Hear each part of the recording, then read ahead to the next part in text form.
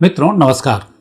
आज हम बात करेंगे अब जो समय आ रहा है वो भारत के लिए अब एक स्वर्णिम समय शुरू हो चुका है।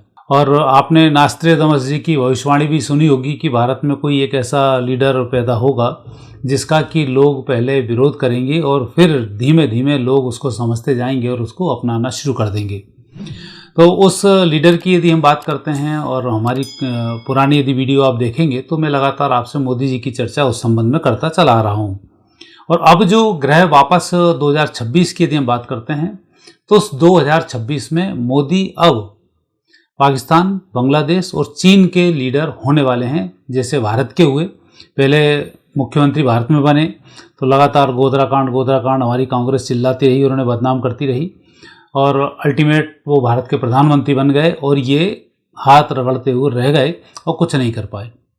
मैं नरेंद्र दामोदर दास मोदी ईश्वर की शपथ लेता हूं कि मैं विधि द्वारा स्थापित भारत के संविधान के प्रति सच्ची श्रद्धा और निष्ठा रखूंगा। जब वो भारत के प्रधानमंत्री बने तब वो पाकिस्तान बकबक करने लगा कि एक तानाशाह को प्रधानमंत्री बना दिया, अमेरिका ने जिसको वीज़ा नहीं दिया था उसको बना दिया, और चाइना भी फिर उसमें अपने नए रंग में आना शुरू कर दिया। क्योंकि वो चाइना पहले कांग्रेस के समय में भारत को लगभग 80% तो गुलाम बना चुका था उसके सामान के रूप में। भारत से ही रेवेन्यू उसको इतना जाता था कि पूरी दुनिया में उसकी स्थिति अलग रहती थी। और अभी आपने देखा कि मोदी जी आने के बाद भारत की जीडीपी जिस तरह से बढ़ी है, अभी तो अमेरिका गायब हो गया, चीन दूसरे नंबर पे और भारत से आधी जीडीपी पर भी है, आधी से भी कम है बल्कि उसकी 8.5 और उसकी तो 4 ही। तो ऐसी जो स्थिति बन रही है, इस स्थिति में अब मोदी जी का जो प्रभाव है, मोदी जी की जो कुंडली है, वो अब संकेत प्रदान कर रही है कि भारत से अब बढ़कर वो पाकिस्तान के सब कुछ हुए। पाकिस्तान के मीडिया पे भी आप देखते होंगे जितनी मोदी की तारीफ पाकिस्तान की मीडिया और पाकिस्तानी लोग खुलकर करते हैं उतने भारत के लोग भी नहीं करते हैं। इंडिया का जो मोदी है ना, वो मैं कहता हूँ हम लोगों के पाकिस्तान के जो सरबराह आते हैं ना, हमारे जो वज़ीर आज़म बैठते हैं, इनसे बहुत बेहतर है। उसने अपने मुल्क की एक एक चीज़ एक्यूरेट रखी हुई है और बहुत बेहतर तरीके से चला रहे हैं। प्राइम मिनिस्टर मोदी के ऊपर कोई चार्ज लगा है करप्शन का? आज वो इंडिया को कहाँ ले गया है? ठीक है, उसके दौर में इंडिया को ये ग्रेड मिला है, उसकी दौर हुकूमत में तीसरी बड़ी मईशत का। क्योंकि मैं तो सिर्फ उनकी पॉलिसीज का फैन हूँ, मैं 1000 बार ये बात करता हूँ। काम के दीवाने हैं। हाँ जी, उनके काम का दीवाना हूँ। क्योंकि हमें पिछले जब से मैंने होश संभाला है, मैंने आज तक पाकिस्तान में कोई इस किस्म का वज़ीर आज़म नहीं देखा जो अवाम के लिए सोचता हो। मोदी को किसी ने कहा था कि पाकिस्तान और आप लोग की जंग का क्या, तो मोदी ने कहा था कि यार पाकिस्तान मेरे साथ जंग क्यों करे, अगर वो जंग करना चाहता है तो तरक्की में करे। इतना अच्छा उनका प्रभाव है। और अब तो चीन में स्थिति होने वाली है कि आने वाले समय में 2026-27 में चीन में विशेष रूप से जो वामपंथी शासन की स्थिति है, अब ये वहाँ ख़त्म होने वाली है। चीन और हमारे यहाँ का पूर्वी क्षेत्र, विशेष रूप से बात करेंगे बंगाल की, तो जो असर बंगाल में ममता बनर्जी का होने वाला है, अब वो ही असर चीन में होने वाला है शी जिनपिंग का। हालांकि शी जिनपिंग एक मैंने बताया था कि नेगेटिव राक्षसी प्रवृत्ति के व्यक्ति हैं, ज्योतिष के हिसाब से मेघनाथ के अवतरित उसमें माने जाते हैं। और क्योंकि विश्व युद्ध है, वो विश्व युद्ध में मैंने पहले गणनाएं की, जो जो योद्धा रहे हैं वो योद्धा क्या क्या करेंगे, तो ये नेगेटिव मानसिकता का व्यक्ति है। अब इसकी नेगेटिविटी और बढ़ेगी और इसकी जितनी नेगेटिविटी बढ़ेगी उतना ही ये चीन में बदनाम होगा। जैसे पहले के शासक नवाज शरीफ, शहबाज शरीफ, ये बड़े शरीफ हुआ करते थे, बेनज़ीर भुट्टो, बिलावल भुट्टो, अब इनकी औकात समझ में आना शुरू हुई लोगों को कि ये क्या लोग थे। हमारे यहाँ जवाहरलाल नेहरू, महात्मा गांधी, ये बहुत बड़े राजनीति के पंडे माने जाते थे, इन्होंने देश को सब कुछ दिया। अब दोनों की स्थिति इंडिया में मालूम पड़ चुकी कि ना तो जवाहरलाल नेहरू को लोग मान्यता प्राप्त है और अब राष्ट्रपिता जिनको हम बोलते हैं महात्मा गांधी, उनकी भी मान्यता अब समाप्त हो रही है। आज यदि वोटिंग हो जाए तो उनको 2% वोट भी नहीं मिलेंगे, ये स्थिति बन रही है। तो ऐसा ही अब हो रहा है चीन में। मोदी जी की लोकप्रियता अब चीन की तरफ मूव कर रही है और ये चाहते हुए भी कुछ नहीं कर पाएंगे। अभी जिस तरह से तैयारियां चल रही हैं, जैसे चीन ने तैयारी की थी कि पाकिस्तान के थ्रू, बांग्लादेश के थ्रू भारत पर हमला बोलेगा, पाकिस्तान के जितने भी सैनिक हैं उनको अपना हथियार बनाएगा और अपने हथियार उनको देगा और भारत के ऊपर उससे हमला कराएगी। ये तो अभी भी करता है वो। आतंकवादियों के पास जितने हथियार मिलते हैं, कहाँ के मिलते हैं? चीन के मिलते हैं। तो ये जो सब नेगेटिव उसने किया था, अब इनके ऊपर ही ये सब चीज़ें पड़ने वाली हैं। तो अब जो आने वाला समय है, ये समय अब मोदी जी के विश्व लीडर बनने का समय है। तो नास्ट्रादामस जी की जो भविष्यवाणी है कि ऐसा नेता होगा जिस पहले तो लोग उसको पूछेंगे नहीं, बाद में लोकप्रिय होता जाएगा और विश्व पटल पर वो एक अपनी भूमिका अदा करेगा। तो ये स्थिति अब मोदी जी की अब शुरू हो चुकी है और मई 2026 के बाद अदृश्य शक्तियाँ फिर मोदी जी के अंदर वर्क करना शुरू कर देंगी और वो विश्व लीडर की ओर आगे बढ़ना शुरू हो जाएंगे। क्योंकि अभी तो कानाफूसी हो रही है कि ये व्यक्ति बहुत अच्छा है, ये व्यक्ति बहुत अच्छा है, ये व्यक्ति बहुत अच्छा है पूरी दुनिया में, लेकिन अब उसको मान्यता मिलना शुरू होगी। तो एक स्थिति तो ये बनती है। और दूसरी हम बात करें हमारे पड़ोसी पाकिस्तान की, तो 2026 में पड़ोसी पाकिस्तान में मैंने एक वीडियो बनाया था कि ये इमरान की हत्या करेंगे, तो ये मेंटल रूप से उसको सिक किया जा रहा है और यही करते करते उसको ऐसी स्थिति कर देंगे कि वो सोचने समझने की स्थिति में नहीं आएगा। और इमरान, मैंने कहा था, एक अच्छी चेतना है। यदि इमरान खान पाकिस्तान के प्रधानमंत्री रहते तो जैसा मोदी का काम नाम चल रहा था वैसे ही मोदी जी से सबक लेते हुए इमरान भी धीमे धीमे आगे बढ़ रहे थे, ईमानदारी की तरफ बढ़ते जा रहे थे, टैक्सेशन की व्यवस्थाएं ठीक कर रहे थे, भ्रष्टाचार कम कर रहे थे और जो लूटपाट वहाँ की सेना करती थी, सेना नायक जो करते थे, उस पर वो लगाम लगाना शुरू कर दिए थे। तो हश्र ये हुआ कि चुनाव जीता हुआ उनको वहाँ से हरवा दिया और उठाकर उनको जेल में डाल दिया। और अब स्थिति है कि जब अच्छी चेतनाएं जिस देश में हों, जिस घर में हों, उन चेतनाओं को यदि इग्नोर किया जाए, उन चेतनाओं की अवहेलनाएं की जाएं, तो फिर घर भी मिट जाता है और देश भी मिट जाता है। तो अब जैसे ही इमरान खान के साथ कुछ नेगेटिव होगा तो वैसे ही अब पाकिस्तान की उल्टी गिनती और पाकिस्तान के टूटने की शुरुआत होगी और ये सब मई जून 26 के बाद से हो जाएगा।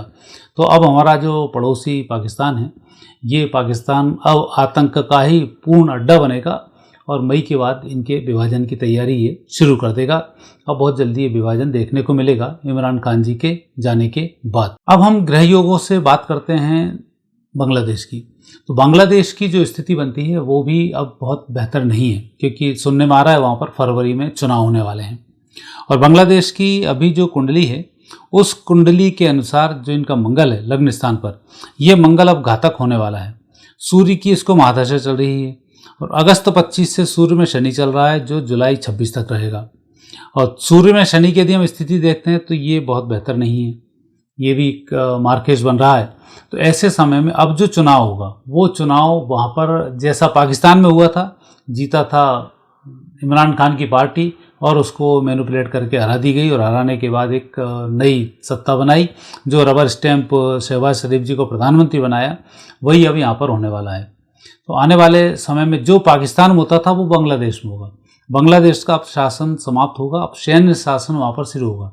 सैनिक अधिकारी पूरी सब चीज़ों को कंट्रोल कर लेंगे और जिस तरह से पाकिस्तान भारत के खिलाफ आतंकवादी तैयार करता था, भारत में नेगेटिव स्थिति फैलाता था, अब वो बांग्लादेश में होने वाली है इस चुनाव के बाद में।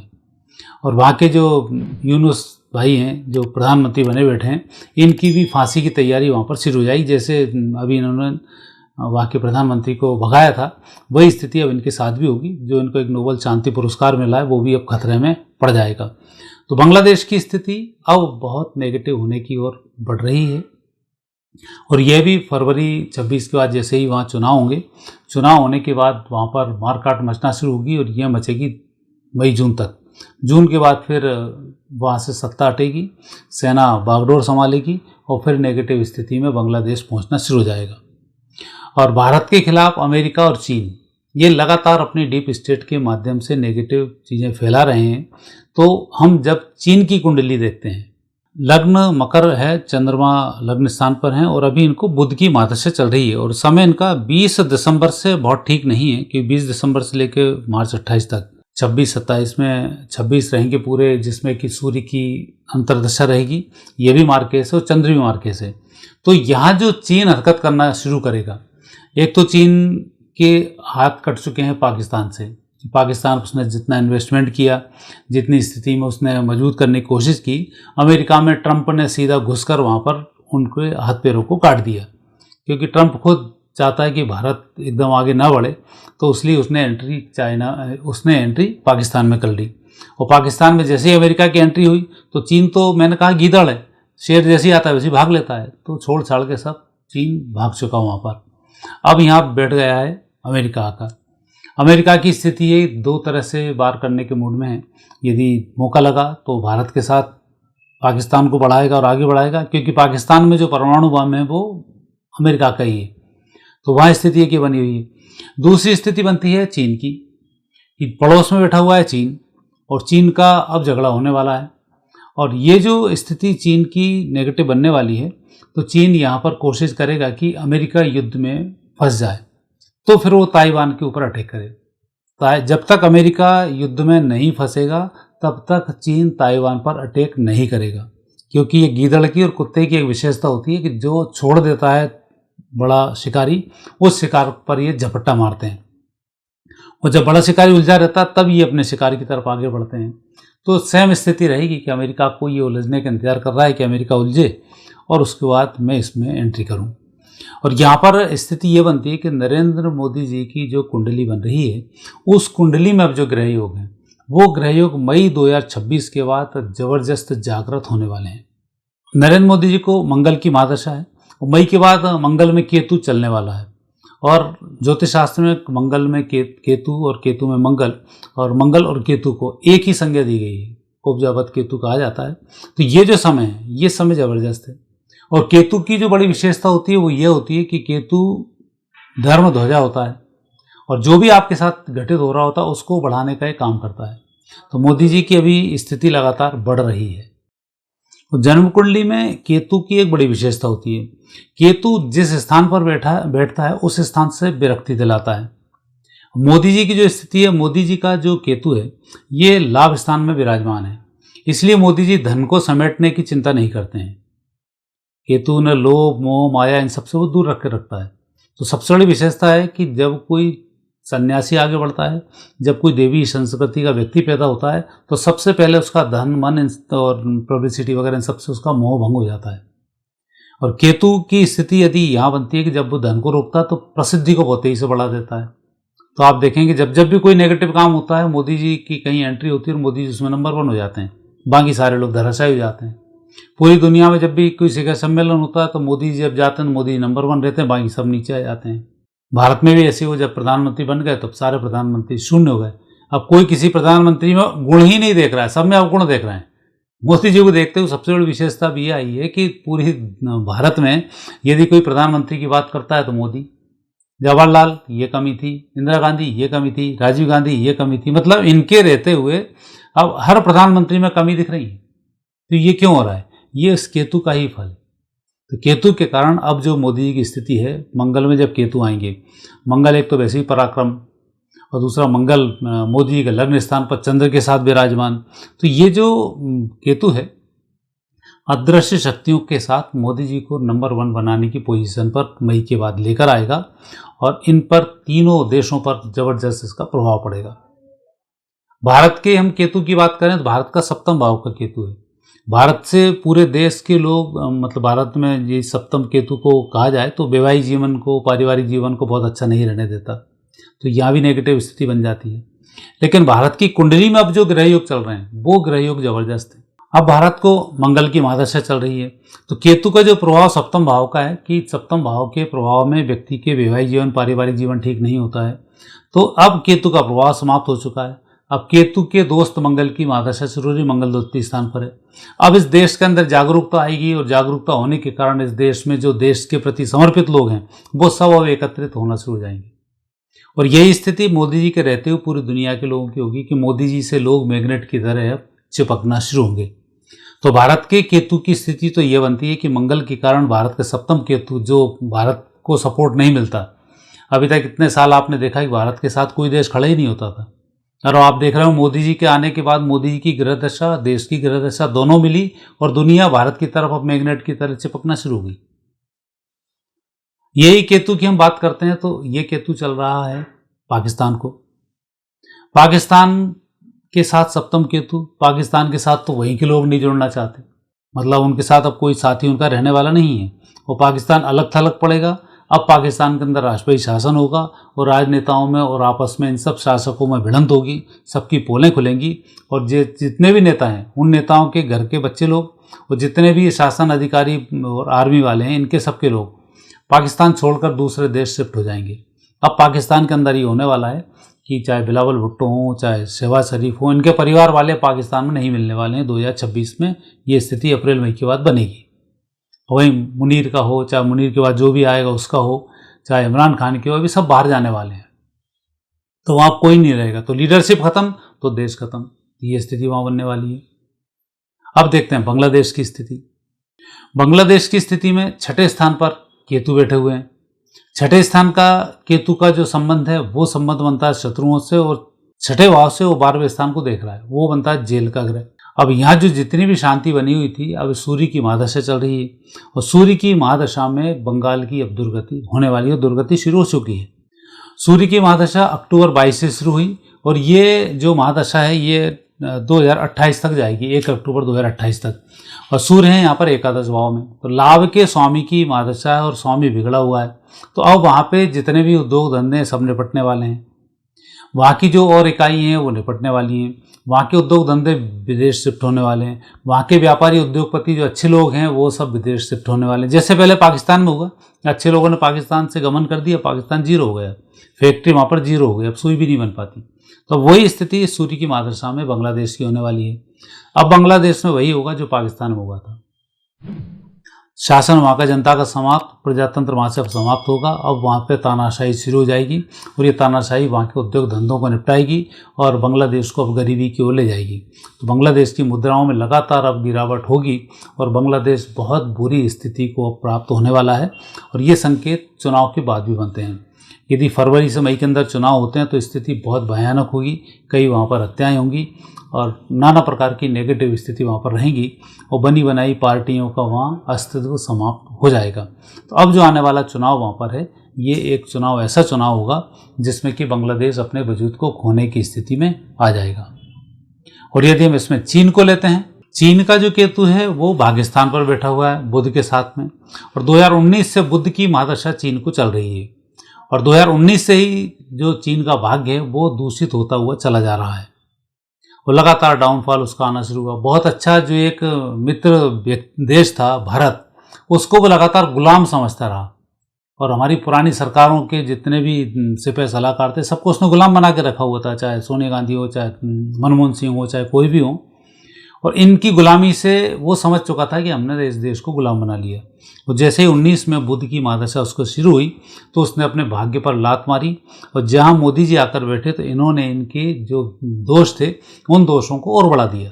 तो ऐसी स्थिति में अब चीन की स्थिति भी ठीक नहीं है और 19 से लेकर 36 तक की ये महादशा है जिसमें चीन के कई टुकड़े भी होंगे और जो हाल पाकिस्तान का था वो हाल अब बांग्लादेश का होगा और जैसे ही बांग्लादेश का टूट फूट होगी वैसे ही इसके बाद स्थिति मूव कर जाएगी चीन की तरफ। तो जो सेना वाला काम धाम हो रहा है, जो वहाँ की स्थिति बन रही है वो सब अब चीन की तरफ होने लग जाएगी।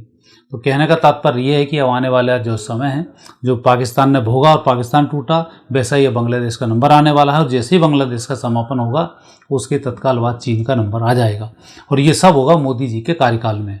तो नास्ट्राडामस जी की जो भविष्यवाणी है वो संकेत भी आपको सही है और मैं जो बताता हूँ कि मोदी जी कश्यप ऋषि के अवतार हैं और भारत के भाग्य विधाता हैं तो वो स्थिति अब यहाँ पर बहुत बेहतर तरीके से दिखाई देने वाली है।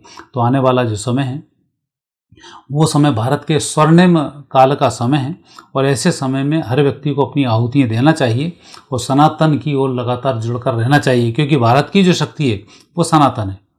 मोदी जी इस सनातन को बढ़ाने के लिए ही जन्म लिए हैं, इसीलिए उनका अवतार हुआ है। और सप्त ऋषियों में से एक ऋषि जब आता है तब वो पूरी प्रकृति को बदल देता है। जैसे ही गुलामी का कालखंड चला तो एक ऋषि के रूप में विवेकानंद जी पैदा हुए जिसने भारत में सोई हुई चेतना में जागरण का काम किया और उसके बाद लगातार हम जागृत हो रहे थे। लेकिन कांग्रेस ने वापस गुलामी में लाकर हमारी स्थिति को बिगाड़ने की कोशिश की, देश को गुलाम बनाने की कोशिश की। फिर एक नई चेतना का उदय हुआ है। अब ये जो चेतना है ये विश्व विजय तक जाएगी, सनातन संस्कृति की विजय तक बहुत जल्दी पहुंचने वाली है। मित्रों आज इतना ही, फिर नए विषय के साथ आपसे भेंट होगी। आज्ञा दीजिए, नमस्कार।